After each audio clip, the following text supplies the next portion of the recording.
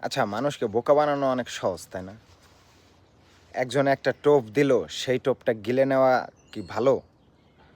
অনেকে এই অনলাইনে অনেক পদের হচ্ছে লোভ লালসা দিতেছে। সেই লোভ লালসায় পড়ে আমরা কি করতেছি?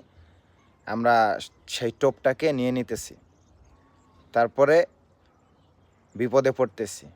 মোটামুটি অনেক ভাই আমাকে ইনবক্স করতেছেন যে, "ভাই আমার টাকা-পয়সা মেরে দিছে এই পেজ থেকে, এইটা হইছে, সেইটা হইছে। এখন কি করব আমরা? কি করতে পারি?" দেখেন একটা কথা বলি, আমি বরাবরের মতো সবসময় আমি বলছি যে ভাই অনলাইনে কেউকেই বিশ্বাস করবেন না। ইভেন আমাকেও বিশ্বাস করবেন না। অনলাইনে কেউকেই বিশ্বাস করবেন না।